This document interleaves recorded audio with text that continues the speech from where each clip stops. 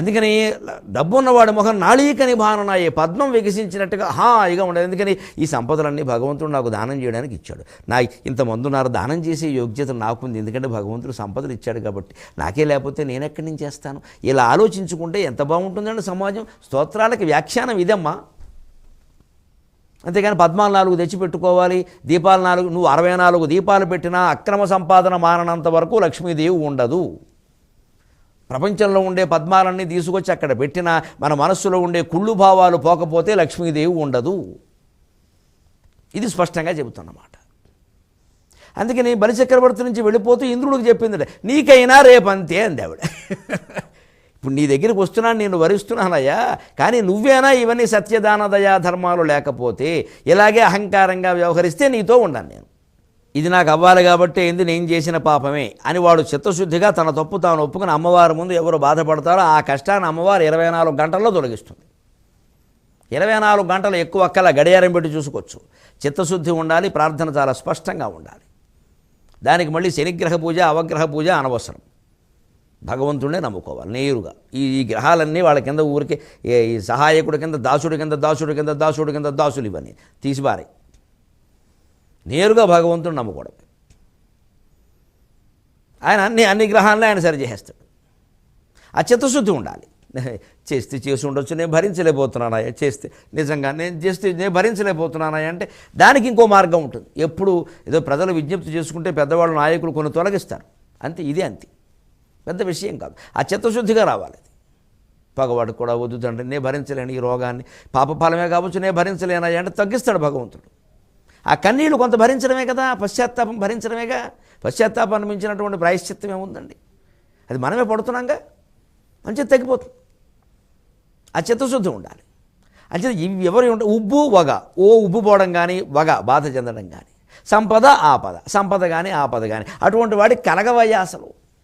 ఆ దైవాన్ని నమ్ముకున్నవాడి విషయంలో అన్నీ జరుగుతాయి. ఎందుకంటే వాడు ధైర్యం, వీర్యం, శౌర్యం అన్నింటికీ దైవానుగ్రహం కూడా జోడించాడు. ఎందుకంటే నిత్యస్మరణ నమో నారాయణాయ నమో నారాయణాయ నమశివాయ నమశివాయ. మన ధైర్య వీర్య శౌర్యాలకి భగవన్నామస్మరణను జోడిస్తే హనుమంతుడిలాగే అపూర్వంగా సముద్రాన్ని లంఘించగలుగుతాం. అది లేకపోతే ఇవన్నీ నిరర్థకాలైపోతాయి. అది లేకపోతే ఇవన్నీ నిరర్థకమే.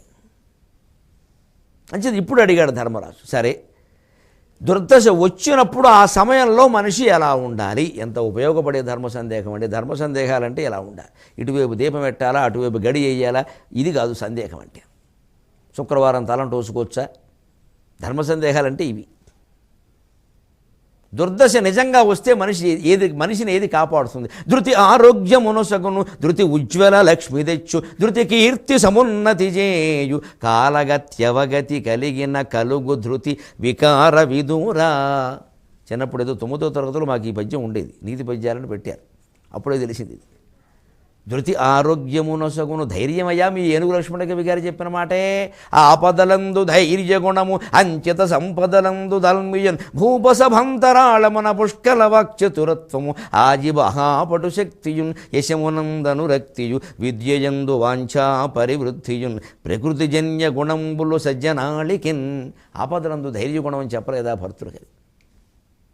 అంచేత ధృతి ఆరోగ్యమునొసగును, ఎంత దీనస్థితి వచ్చిన ధైర్యం ముందు మేరు పర్వతంలా నిలబడి. కానీ రాని వచ్చింది కష్టాలు. ఆర్టీసీ బస్సులు లాంటివి వస్తే ఓసారే 10 వస్తాయి, లేకపోతే సాయంత్రం వరకు బస్సు ఉండదు. కానీ వచ్చిన స్టాండ్లోకి వచ్చిన ఏ బస్సు 5 నిమిషాలు కాబట్టి అరగంటైనా వెళ్ళిపోతుంది కదా. మన జీవితంలో కష్టం వచ్చిందంటే వెళ్ళిపోవడానికి వచ్చింది, అది ఉండడానికి రాలేదు. ఉండే బస్సు డిపోలో ఉంటుంది, స్టాండ్లోకి రాదు. స్టాండ్లోకి వచ్చిందంటే వెళ్ళిపోతుంది. అలాగే మన జీవితంలో కష్టం వచ్చిందంటే వెళ్ళిపోతుంది. అది 5 నిమిషాల అరగంట ఓపిక పెట్టేద్దాం, వెళ్ళిపోతుంది. అదే ధృతి ధైర్యం అంటే ఓపిక పట్టడం. మళ్ళీ దీనికి వ్యాఖ్యానాలు, గొడవలు, ఎవరినో పిలవడం, జాతకాలు చూపించుకోవడం, ఏడుస్తూ కూర్చోవడం వద్దు. నమశివాయ నమశివాయతో అనుభవించడమే. ధృతి ఉజ్వల లక్ష్మి తెచ్చు, ఆ ధైర్యమే మనిషికి ఉజ్వలమైన సంపదలను తెచ్చిపెడుతుంది. ధృతి కీర్తి సమున్నతి చేయు, మంచి పేరు కూడా ఆ ధైర్యమే తెచ్చిపెడుతాయి. ఆయన అంతంత కష్టాలు వచ్చినా ఎలా తట్టుకున్నాడండి మహానుభావుడు.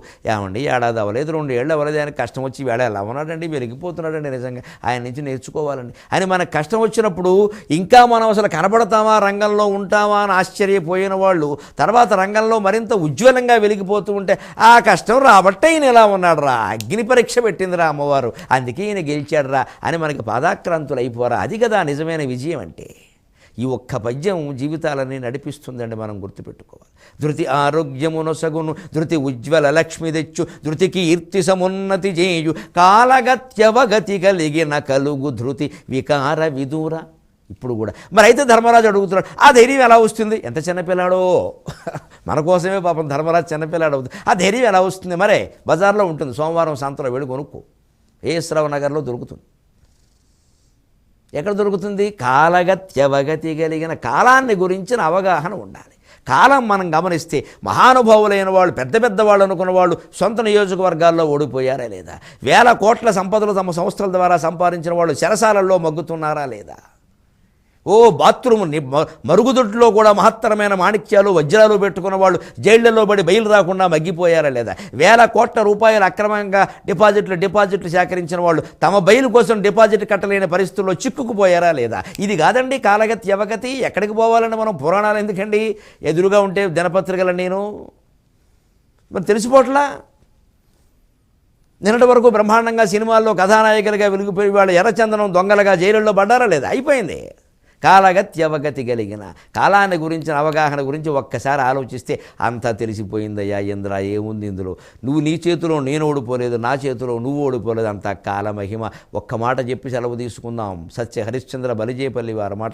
తిరమై సంపదలెల్ల వెంటనొక రీతిన్ సాగిరావు, తిరమై సంపదలెల్ల వెంటనొక రీతిన్ సాగిరావు, ఏరికి ఏసరికి ఏ పాటు విధించెనో విధి, ఏరికి ఏసరికి ఏ పాటు విధించెనో విధి, అవశ్య ప్రాప్యము అద్దానినెవ్వరు దప్పించెదరు, అవశ్య ప్రాప్యము అద్దానినెవ్వరు దప్పించెదరు, ఉన్నవాడనని గర్వం వేరికింగాదు, కింకరుడే రాజగు రాజు కింకరుడగున్ కాలానుకూలంబుగన్, కింకరుడే రాజగు రాజు కింకరుడగున్ కాలానుకూలంబుగన్.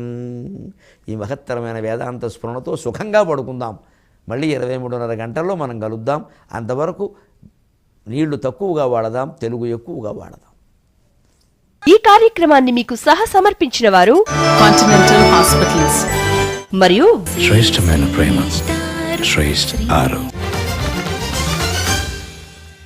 మీ అభిప్రాయాలను సూచనలను మాకు తెలియచేయాల్సిన చిరునామా భక్తి TV, care of Rachana television private limited, road number 92, Jubilee hills, Hyderabad 5,96,000. మా ఇమెయిల్ ఐడి bhaktihyd@gmail.com.